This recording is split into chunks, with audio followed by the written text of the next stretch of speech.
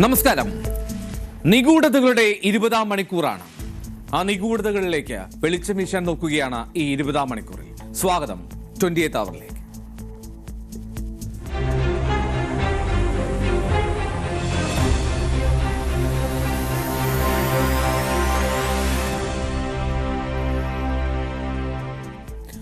കൂടത്തായി ജോളി അവർ നടത്തിയ ആ കൂട്ടക്കൊല പരമ്പര, അതിനുശേഷം കേരളം നടുങ്ങിയ മറ്റൊരു സംഭവമായിരുന്നു പത്തനംതിട്ട ഇലന്തൂരിലെ നരബലി. 2 സ്ത്രീകളെ നരബലി കഴിച്ച ഞെട്ടിക്കുന്ന വാർത്ത. ആ വാർത്തയ്ക്ക് വലിയ തോതിൽ ഇപ്പോഴും ആ ഞെട്ടലിൽ നിന്ന് നമ്മൾ വിട്ടുമാറിയിട്ടുമില്ല. 3 വർഷങ്ങൾ പിന്നിടുന്നു ആ നടുക്കുന്ന വാർത്ത സംഭവിച്ചിട്ട്. പക്ഷേ ഇപ്പോഴും വിചാരണ തുടങ്ങിയിട്ടില്ല. ഒരു പ്രോസിക്യൂട്ടറെ നിയമിക്കാൻ സർക്കാരിന് കഴിഞ്ഞിട്ടുമില്ല. എന്തുകൊണ്ടാണ് ഇലന്തൂരിൽ വിചാരണ ഇനിയും തുടങ്ങാൻ കഴിയാതെ പോകുന്നത്?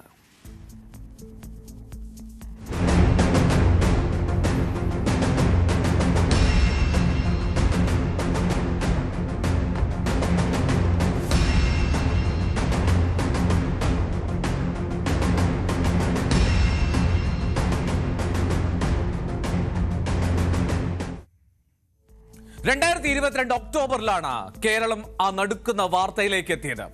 പക്ഷേ ഇന്ന് വരെ വിചാരണ തുടങ്ങാൻ കഴിയാതെ പോകുന്നത് എന്തുകൊണ്ടായിരിക്കാം? ഒന്നേയുള്ളൂ ഉത്തരം: ഒരു പ്രോസിക്യൂട്ടറെ നിയമിക്കാൻ സർക്കാരിന് കഴിഞ്ഞിട്ടില്ല.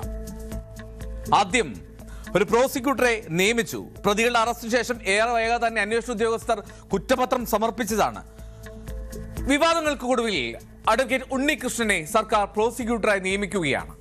പക്ഷേ ഈ കൂടത്തായി കേസ് ഉൾപ്പെടെയുള്ള തിരക്കുള്ളതിനാൽ അഡ്വക്കേറ്റ് ഉണ്ണികൃഷ്ണൻ പിന്മാറുന്നു.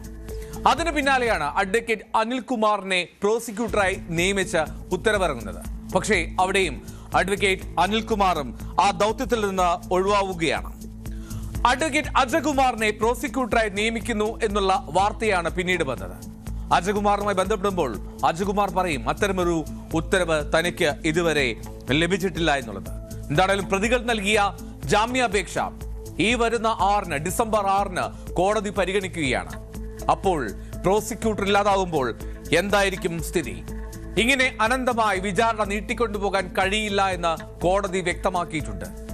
വലിയ തോതിൽ വിമർശനം ഏറ്റുവാങ്ങേണ്ടി വരും ഇക്കാര്യത്തിൽ കൃത്യമായ നടപടി ഉണ്ടായില്ല എങ്കിൽ. നമ്മൾ പരിശോധിക്കാം അന്ന് ഇലന്തൂരിൽ എന്താണ് സംഭവിച്ചത് എന്ന്. ആ നാട്ടുകാർക്ക് ഇപ്പോഴും അതിന്റെ ഞെട്ടൽ വിട്ടുമാറിയിട്ടില്ല എന്നുള്ളതാണ് വസ്തുത.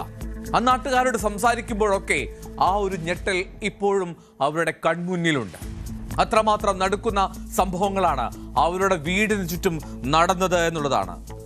ഭഗവത് സിംഗിന്റെ വീട്, അയാളുടെ ഭാര്യ, 1 ഏക്കറോളം വരുന്ന പുരയിടം, മുഖ്യപ്രതിയായി മുഹമ്മദ് ഷാഫി എന്നയാൾ. ഇതിലേക്കൊക്കെ എത്തിയത് എങ്ങനെയാണ്? ഈ ഭഗവത് സിംഗിന്റെ വീട് അതൊരു ഒറ്റപ്പെട്ട പ്രദേശമാണ്. ആ പ്രദേശത്തോട് ചേർന്ന് ഒരേ ഒരു വീട് മാത്രമാണുള്ളത്.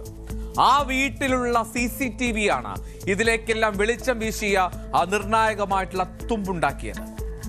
നേരത്തെ പറഞ്ഞതുപോലെ ഏത് നിഗൂഢതയിലേക്കും വെളിച്ചം വീശുന്ന ഒരു അപ്രത്യക്ഷമായിട്ടുള്ള കണ്ണുണ്ടാകും. അതായിരുന്നു ആ വീട്ടിലെ CCTV.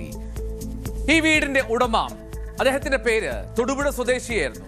അദ്ദേഹം അധികം നാളായില്ല ഇവിടെ സ്ഥലം വാങ്ങി താമസം തുടങ്ങിയിട്ട്. ജോസ് തോമസ് എന്നാണ് അദ്ദേഹത്തിന്റെ പേര്. അദ്ദേഹത്തോട് ഇന്ന് ഞാൻ സംസാരിച്ചു. 20th അവറിൽ അദ്ദേഹത്തിന്റെ പ്രതികരണം തേടി. ആ നടുക്കത്തിന്റെ ഓർമ്മകൾ പങ്കുവെക്കുകയായിരുന്നു ഓരോ സംസാരത്തിലും ജോസ് തോമസ് പറയും അന്ന് ആ ഇലന്തൂരിൽ അദ്ദേഹം നേരിട്ട് കണ്ട കാഴ്ചകൾ. ഒന്നും അങ്ങനെ ഉണ്ടായിട്ടില്ല. കാര്യം എന്താ വെച്ചാൽ അവർ സാധാരണ മനുഷ്യരെ പോലെ തന്നെ ഇവിടെ നമ്മളെ സാധാരണ ആൾക്കാരോട് എല്ലാ കാര്യത്തിലും ഇടപഴകി ജീവിച്ചുകൊണ്ടിരുന്ന ആൾക്കാരായിരുന്നു. ഞങ്ങളെ ആർക്കും സംശയം വരുന്ന രീതിയിൽ അവരുടെ ഭാഗത്തുനിന്ന് ഒന്നും ഉണ്ടായിട്ടില്ലായിരുന്നു ഇവിടെ. കാരണം വെച്ചാൽ എന്നും വരുന്ന പോലെ ഈ കാല് തിരുമാനും മറ്റുള്ള ആൾക്കാർ തിരുമാൻ വേണ്ടി രോഗികളായിട്ട് ആൾക്കാർ വരും. നമ്മുടെ വീടിന്റെ ഫ്രണ്ടിലാണ് അവിടെ ഈ വണ്ടിയൊക്കെ ഇടുന്നത്. അപ്പൊ അങ്ങനെ ആൾക്കാർ വന്നു പോകുന്നതുകൊണ്ട് ഞങ്ങൾക്ക് ഒരു സംശയങ്ങൾ ഒരിക്കലും ഇല്ലായിരുന്നു.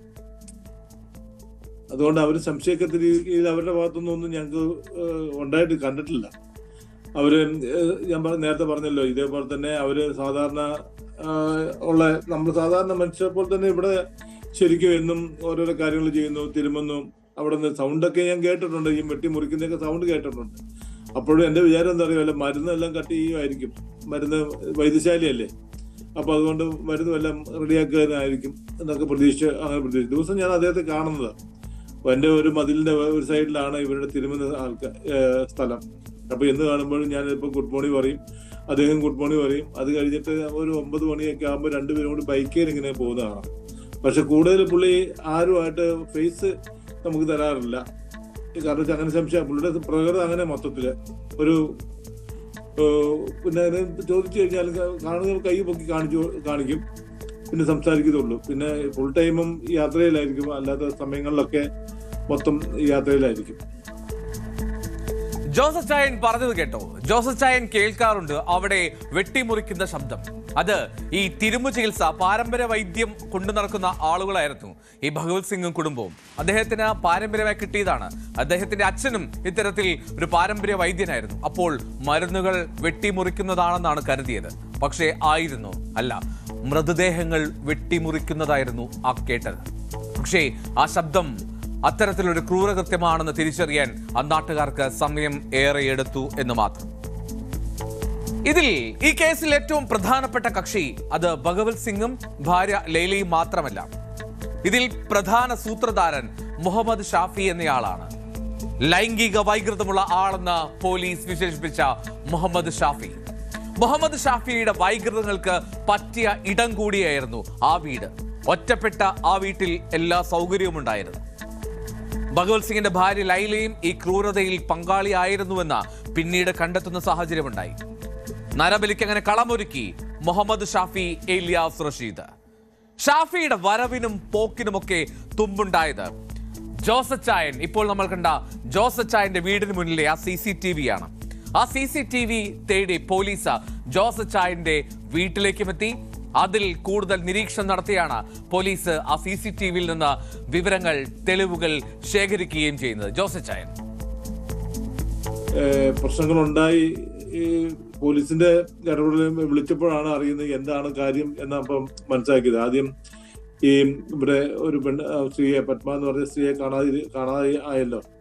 അതിനുശേഷം അദ്ദേഹത്തിന് അന്വേഷിച്ച് വന്ന് അദ്ദേഹത്തെ മറ്റേ ഷാഫിയെ പിടിക്കുകയും അതുപോലെ തന്നെ അവരുടെ ഫോണിൽ, ഷാഫിയുടെ ഫോണിൽ ഒരുപാട് ഇവരുടെ നമ്പർ കാണുകയൊക്കെ ചെയ്തതിന് പ്രകാരമാണ് അന്വേഷണത്തിന്റെ ഗതി ഇങ്ങോട്ട് വന്നത്, ഭഗത് സിംഗിനോട് വന്നത്. ഭഗത് സിംഗിനോട് ആദ്യം ചോദിച്ചത് നമ്മളെ ക്യാമറയുള്ള വീട് അടുത്തുണ്ടോ എന്ന് ചോദിച്ചത്.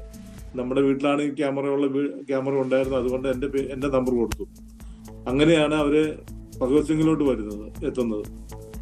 പിന്നെ ഇവിടെ അവരെ ചോദ്യം ചെയ്തപ്പോഴാണ് ഇതേപോലെ തന്നെ ആൾക്കാരെ കൊന്നിട്ടുണ്ടെന്നും അവര് ഇന്ന സ്ഥലത്തൊക്കെയാണ് അടുക്കളയുടെ ഭാഗത്ത് ഒരാളെ കുഴിച്ചിട്ടുണ്ടെന്നും പിന്നെ വേറൊരാളെ പറമ്പിന്റെ ഫ്രണ്ട് സൈഡില് കുഴിച്ചിട്ടുണ്ടെന്നൊക്കെ പറയുന്നത്. പക്ഷെ നമുക്ക് ഒരിക്കലും ഇതൊന്നും വിശ്വസിക്കാൻ പറ്റുന്ന കാര്യമല്ലായിരുന്നു. കാരണം അവരുടെ പെരുമാറ്റങ്ങളും രീതികളും ഒക്കെ അങ്ങനെയായിരുന്നു. വിശ്വസിക്കാൻ കഴിയുമായിരുന്നില്ല ആ നാട്ടുകാർക്ക്. അത്രമാത്രം ഒതുങ്ങിക്കഴിയുന്ന ഒരു കുടുംബം എന്നാണ് അവർ തന്നെ പറയുന്നത്. ഇനി ഭഗവത് സിംഗിന്റെ വീട്ടിൽ പരിശോധനയ്ക്കെത്തിയ ഫോറൻസിക് സംഘം അവിടെ ഫ്രിഡ്ജിൽ, ഒപ്പം ചില പാത്രങ്ങളിൽ, ഒപ്പം അടുക്കളയിൽ രക്തക്കറ കണ്ടെത്തുകയാണ്. ഈ രക്തക്കറ കണ്ടെത്തിയപ്പോൾ അവർ ചോദിച്ചു എന്താണ് രക്തക്കറയെന്ന്. ഈ ഫ്രിഡ്ജിലെ രക്തക്കറ എന്ത് എന്ന് ചോദിച്ചപ്പോൾ ഭാര്യ ലൈല പറയുകയാണ് മനുഷ്യ മാംസം വെച്ചതിന്റെ രക്തക്കറയാണ്. ഈ മാംസം വേവിച്ച പാത്രങ്ങളും ലൈല ഫോറൻസിക് സംഘത്തിനും പോലീസ് ഉദ്യോഗസ്ഥർക്കും കാണിച്ചു കൊടുത്തു. റോസ്ലിന്റെയും ഈ രണ്ടുപേരും, പത്മം, റോസ്ലിൻ, രണ്ടുപേരുടെയും 10 കിലോയോളം മാംസമാണ് ഫ്രിഡ്ജിൽ, ഫ്രീസറിൽ അവർ സൂക്ഷിച്ചിരുന്നത്. ഇത് കഴിച്ചിരുന്നോ എന്ന് ചോദിച്ചപ്പോൾ ചിരിയോടെയായിരുന്നു ഷാഫിയുടെ മറുപടി. മനുഷ്യമാംസം വേവിച്ചെന്ന് ലൈല ആവർത്തിച്ച് പറഞ്ഞു. പക്ഷേ ലൈല നാട്ടുകാർക്ക് മുന്നിൽ എങ്ങനെയാണ്? നാട്ടുകാർക്ക് മുന്നിൽ തീർത്തും സാധുവായിട്ടുള്ള ഒരു വീട്ടമ്മയായിരുന്നു ലൈല. ജോസഫ് ചായൻ ഓർമ്മിക്കുകയാണ് ലൈലയെ കണ്ട കാര്യം. അങ്ങനെയൊന്നും തോന്നിയിട്ടില്ല. കാര്യം എന്താ വെച്ചാല് ഈ അവരുടെ ഭാര്യ ലൈല എന്ന് പറഞ്ഞ ആ സ്ത്രീയെ അവരെ സംബന്ധിച്ചിടത്തോളം അവര് കൂടുതലും പുറത്തേക്ക് ഇറങ്ങി വരത്തില്ല, എപ്പോഴും വീടിനകത്തായിരുന്നു. പിന്നെ കാണുന്നതെന്ന് പറഞ്ഞാൽ ഒരു 9 മണി 9:30 ആയി കഴിയുമ്പോൾ രണ്ടുപേരും കൂടി ബൈക്കിൽ പോകുന്ന മാത്രമേ കാണുന്നുള്ളൂ. അല്ലാത്ത സമയങ്ങളിലൊന്നും പുറത്ത് ഇവരെ കാണത്തില്ല, ഇവരകത്ത് തന്നെയായിരുന്നു. അല്ലാതെ പുറത്തിറങ്ങി ആൾക്കാരോട് സംസാരിക്കാനും മറ്റുള്ള കാര്യങ്ങളൊന്നും ഇവിടെ അവര് മുഖം കൊടുക്കാറില്ല. പിന്നെ ഈ പറഞ്ഞ പോലെ നമ്മൾ ഈ സംശയിക്കാൻ എന്ന രീതികളൊന്നും ഞങ്ങൾ ഇതുവരെ കണ്ടിട്ടില്ല അവരുടെ ഭാഗത്തുനിന്ന്. പൊതുവുകാർ ഇവരുടെ കേസ് എന്തായി എന്ന് പലരോടും ചോദിക്കാറുണ്ട്. ഇപ്പൊ ഇവരെവിടെയാണ്, ഇപ്പൊ കോടതി കേസ് എന്തായി എന്നൊക്കെ ചോദിക്കാറുണ്ട്. അപ്പൊ ഞാൻ പറഞ്ഞിട്ടുണ്ട്, ഇതുവരെ പോലും കേസ് വിളിച്ചിട്ടില്ല. വിളിച്ചിട്ടുണ്ടെങ്കിൽ ഞങ്ങളെയൊക്കെ വിളിക്കേണ്ടി, ഞങ്ങളൊക്കെ സാക്ഷികളാണല്ലോ. അപ്പൊ തീർച്ചയായിട്ടും അത് അങ്ങനെ ഒരു സംഭവം ആരും ഉണ്ടായിട്ടില്ല. ഇപ്പം ഈ കേസ് എന്തുകൊണ്ടാണ് നീണ്ടു പോകുന്നതെന്ന് അറിയില്ല എന്ന് ഞാൻ പറയാറുണ്ട്. അല്ലാതെ മറ്റുള്ള കാര്യങ്ങൾ എന്താണെന്ന് അതിന്റെ നിയമവശങ്ങളെ പറ്റി ചോദിച്ചാൽ എനിക്കൊന്നും പറയാൻ അറിയില്ലല്ലോ. അതുകൊണ്ട് ഈ കാര്യങ്ങൾ ഇങ്ങനെയാണ്. ഈ ധനാഭിവൃദ്ധിക്ക് വേണ്ടിയായിരുന്നു ഈ നരബലി. ലൈംഗിക വൈകൃതമുള്ള ഷാഫി അയാൾക്ക് പറ്റിയ ഇടം കൂടിയായി മാറിയത്.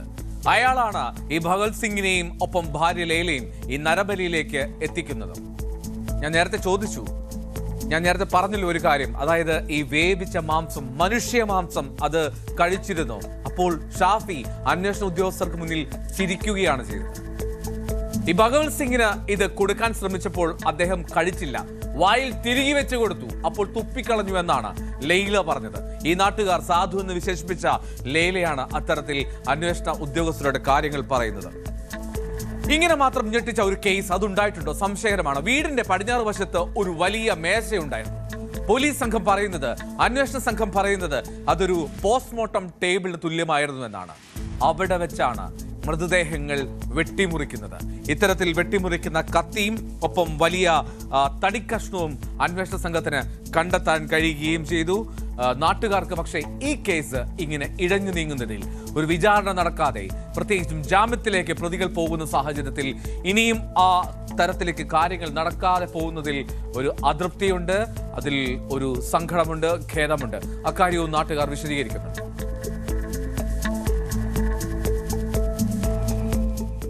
അതിനെപ്പറ്റി ഒന്നും സൂചനയില്ല. ഞാനും പറഞ്ഞു കേട്ടിട്ടുണ്ട്. ഞാൻ ഈ പറഞ്ഞ പോലെ ഞാനൊരു 3, 4, 5 വർഷത്തോളം ആയിട്ടുള്ളൂ ഇവിടെ വന്ന് താമസിക്കാൻ തുടങ്ങിയിട്ട്.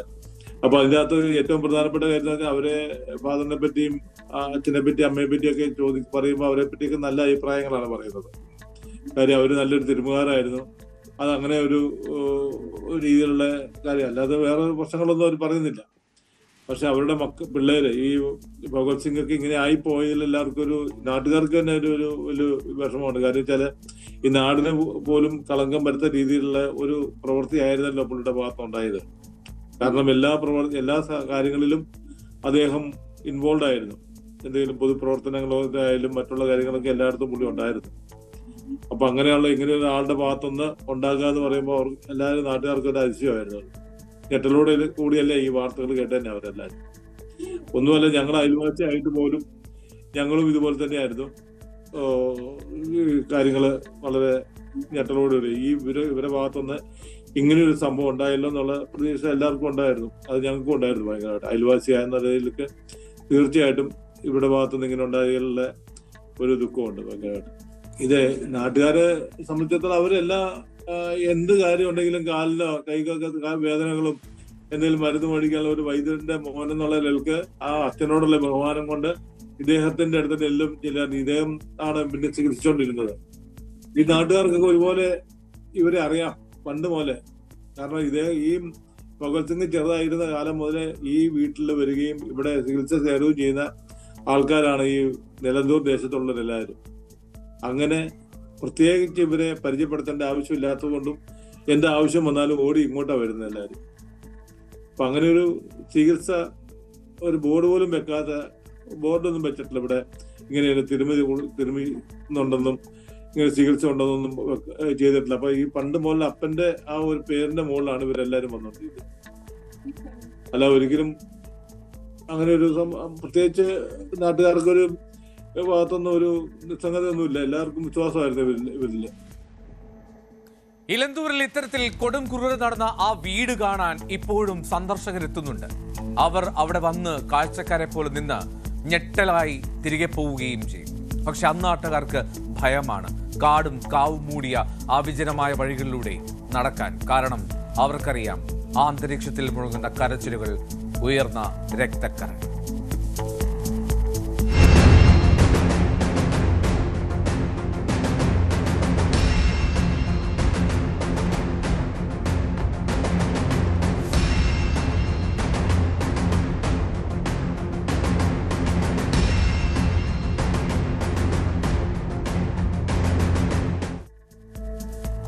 കോഴിക്കോട് പന്തീരങ്കാവ് അങ്ങാടിയിൽ ഇന്ന് ഒരു മോഷണ ശ്രമം നടന്നു. പക്ഷേ അത് അമ്പേ പാളി. മോഷണ ശ്രമം നടത്തിയത് ഒരു സ്ത്രീയാണ്. പേര് സൗദാബി.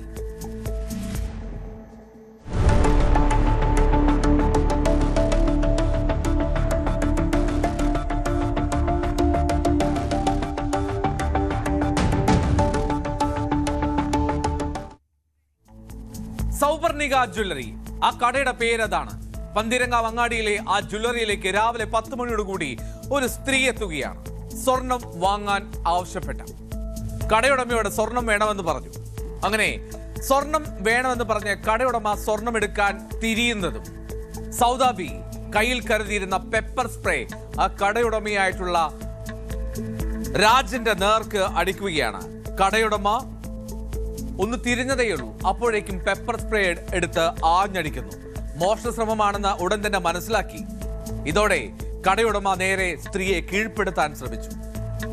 മുട്ടഞ്ചേരി രാജൻ എന്ന ആ കടയുടമ ഈ സ്ത്രീയുടെ ആക്രമണത്തിൽ പതറാതെ പോരാടി എന്നുള്ളതാണ് ആ മോഷണ ശ്രമത്തെ ഇല്ലാതാക്കിയത്. പിന്നീട് ഇവർ എന്തു ചെയ്തു? സൗദാബി കയ്യിൽ ഒരു പെട്രോൾ കുപ്പി കരുതിയിരുന്നു. ആ പെട്രോൾ സ്വന്തം ദേഹത്തേക്ക് ഒഴിച്ചു. അപ്പോഴും മൽപ്പിടുത്തം തുടരുകയായിരുന്നു. അവിടെ വലിയ മൽപ്പിടുത്തം, കടയുടമയുമായുള്ള മൽപ്പിടുത്തം. അത് വലിയ ബഹളമായി. ഇത് കേട്ട് സമീപവാസികൾ, അന്നാട്ടുകാർ ഓടിയെത്തി. അങ്ങനെ യുവതിയെ ബലം പ്രയോഗിച്ച് കീഴ്പ്പെടുത്തി. പന്തീരങ്കാവ് പോലീസ് പിന്നാലെ സ്ഥലത്തെത്തി യുവതിയെ കസ്റ്റഡിയിലെടുക്കുകയും ചെയ്തു. പെരുവയൽ കരിയങ്ങാട് താടായി സ്വദേശിനിയായിട്ടുള്ള സൗദാബി എന്നതാണ് ഈ സ്ത്രീയുടെ പേര്. നേരത്തെയും ഈ സ്ത്രീ ഇതേ ജ്വല്ലറിയിൽ, സൗവർണിക ജ്വല്ലറിയിൽ എത്തിയിരുന്നു എന്നാണ് രാജൻ പറയുന്നത്. അന്ന് ഒരാൾ കൂടെ ഉണ്ടായിരുന്നു. പക്ഷേ കൂടെ ഉണ്ടായിരുന്ന ആൾ പണവുമായി എത്തിയില്ല എന്ന് പറഞ്ഞ് സൗദാബി മടങ്ങിപ്പോയി. ഒരുപക്ഷെ അന്ന് ആ മോഷണ ശ്രമം നടക്കില്ല എന്നുള്ള തിരിച്ചറിവായിരിക്കാം അന്നത്തെ ആ പിൻവാങ്ങലിന് കാരണം. പോലീസ് ഇക്കാര്യങ്ങൾ ചോദിച്ചു. അപ്പോൾ പോലീസിനോട് പറഞ്ഞത് പണം കടം വാങ്ങാൻ വേണ്ടിയാണ് എത്തിയത് എന്നാണ്. പണം കടം വാങ്ങാൻ എത്തിയ തനിക്ക് പെട്ടെന്നൊരു നിമിഷം ഒരു മോഷണം നടത്തുന്ന സംഭവത്തിലേക്ക് പോയി എന്ന് പറയുന്നു സൗദാബി. ദടലും നേരിയ തോതിൽ പരുക്കേറ്റിട്ടുണ്ട് ഉടമയായിട്ടുള്ള രാജന്. രാജന്റെ പരാതിയിൽ പോലീസ് കേസെടുത്തു. രാജൻ ചികിത്സ തേടുകയും ചെയ്തു.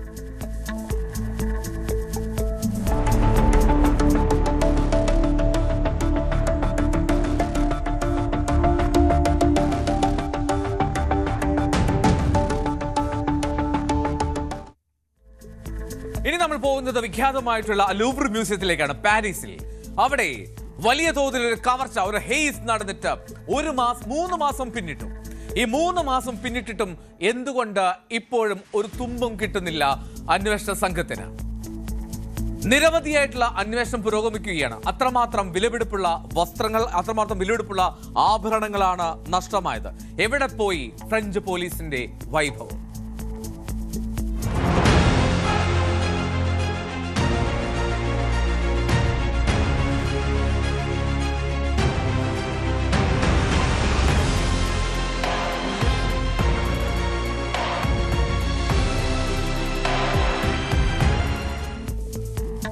ഫ്രഞ്ച് ചക്രവർത്തി നെപ്പോളിയൻ മൂന്നാമന്റെയും പത്നി യുജീനിയയുടെയും ആഭരണങ്ങളും കിരീടങ്ങളും അടക്കം 8 അമൂല്യ വസ്തുക്കളാണ് ഇവിടെ നിന്നും നഷ്ടമായത്. ഒക്ടോബർ 19-നായിരുന്നു ഈ ലൂവർ മ്യൂസിയത്തിൽ ഇത്രമാത്രം വലിയൊരു കവർച്ച. അവിടെ 2ാം നിലയിലെ ബാൽക്കണി വഴി അപ്പോളോ ഗാലറിയിൽ കടന്ന മോഷ്ടാക്കൾ ഏതാണ്ട് $10 കോടി മൂല്യം കണക്കാക്കുന്ന വസ്തുക്കളാണ് അടിച്ചുമാറ്റിയത്. ഇത്രമാത്രം വലിയൊരു മോഷണം അത്രമാത്രം ശ്രദ്ധേയമായിട്ടുള്ള കേന്ദ്രത്തിൽ നടന്നിട്ടും എങ്ങനെ ആ വീഴ്ച സംഭവിച്ചു എന്നുള്ളത് ഉത്തരം കിട്ടാത്ത ചോദ്യമായി തുടർന്നു. ഇതുവരെയും ഇത് കരിഞ്ചന്തയിൽ വിൽക്കില്ല എന്നുള്ളതാണ് നിഗമനം. കാരണം കരിഞ്ചന്തയിൽ വിൽക്കുക പ്രയാസകരമാണ്.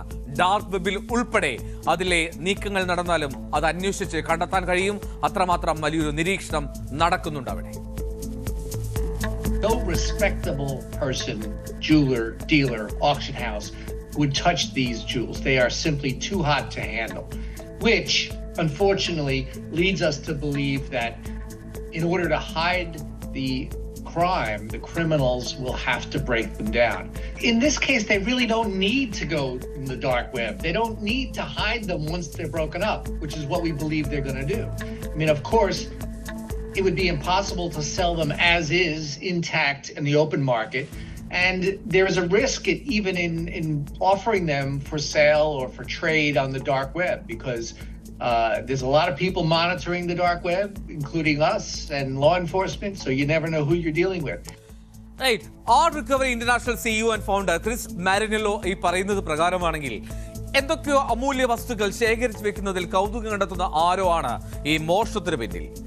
ഇതുവരെ ഈ കേസിൽ അറസ്റ്റിലായത് 7 പേരാണ്. ഇതിൽ 2 പേർക്ക് വളരെ കൃത്യമായി ഇതിൽ നേരിട്ട് പങ്കുണ്ട് എന്ന് വ്യക്തമാക്കുന്ന ചില തെളിവുകൾ, അതിൽ DNA സാമ്പിൾ ഉൾപ്പെടെ പോലീസിന് ലഭിച്ചിട്ടുണ്ട്. പക്ഷേ അതേസമയം എന്തിനു വേണ്ടിയായിരുന്നു മോഷണമെന്നോ എങ്ങോട്ടാണോ സ്വർണം കടത്തിയത് എന്നൊന്നും ഒരു തുമ്പും നൽകുന്നില്ല ഈ 2 പേരും. ഒരു കാര്യം ഉറപ്പാണ്, ഞാൻ നേരത്തെ സൂചിപ്പിച്ചു, ഡാർക്ക് വെബിൽ ഉൾപ്പെടെ നിരീക്ഷണം ശക്തമായി തുടരുന്നു. അതിന്റെ പിന്നാലെയാണ് police. Remove that historical part. Maybe you can decrease the price, I don't know, by 2, 3 or 4. It's like huge, because this kind of actually you have some nice pieces of gemstones and some nice diamonds also, but they are not all for all of them like top stones. It's not top stones, so you will have to recut, you will lose weight and so on. You need to have the good connection. And if they are fraud, if they are bad people, they are not connected to that market. So it will be very, very difficult for them to sell, and because they probably have the knowledge for having a good price for this, for negotiating, because it's a very specific work. ഈ മ്യൂസിയത്തിലെ സുരക്ഷാ വീഴ്ചയാണ് പ്രധാന ചർച്ച. ഏതാണ്ട് 39% മുറികളിൽ മാത്രമേ CCTV ഉള്ളൂ എന്നുള്ളതാണ് പ്രധാനപ്പെട്ട കാര്യം. അതാണ് ഇത്തരത്തിലൊരു കവർച്ചയ്ക്കുള്ള സാഹചര്യം.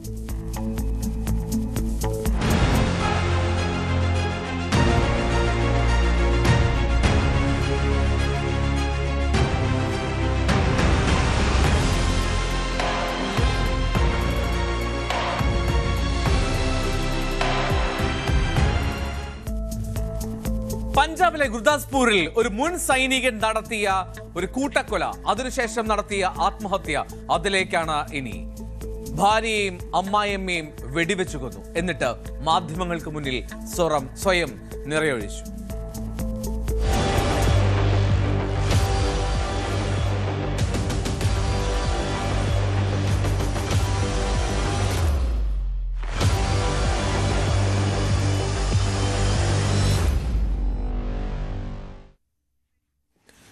മുൻ സൈനികനും പഞ്ചാബ് സർവീസ്മെൻ കോർപ്പറേഷൻ ജീവനക്കാരുമായിട്ടുള്ള ആളാണ് ഗുർപ്രീത് സിംഗ്. ഇയാൾ ഭാര്യയുമായിട്ട് നിരന്തരം വഴക്കായിരുന്നു. വർഷങ്ങളായി ഭാര്യ അപ്പന്റെയും അമ്മയുടെയും കൂടെയായിരുന്നു താമസം. പക്ഷെ ഈയിടെയാണ് തിരികെ എത്തിയത്. ഈ ആദ്യം ഭാര്യയും അമ്മയും കൊലപ്പെടുത്തിയ ശേഷം ഗുർപ്രീത് ക്വാർട്ടേഴ്സിൽ ഒളിക്കുകയാണ്. പോലീസ് എത്തി കീഴടങ്ങാൻ ആവശ്യപ്പെട്ടു. 1 മണിക്കൂറോളം പോലീസ് ശ്രമിച്ചു. പക്ഷേ ഇയാൾ സമ്മതിച്ചില്ല. കാണാം, കയ്യിലൊരു AK-47 തോക്കുണ്ട്.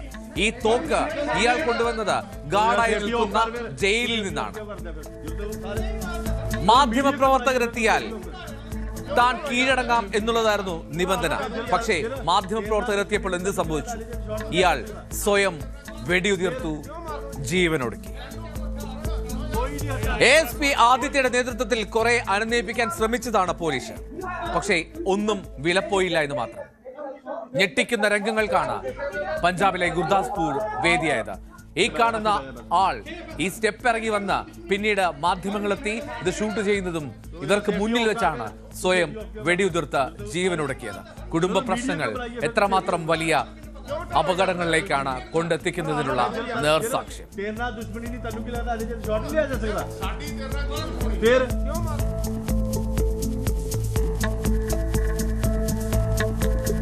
നിഗൂഢതകൾ ഇവിടെ അവസാനിക്കുന്നില്ല. പക്ഷേ സമയം പിന്നിടുന്നു.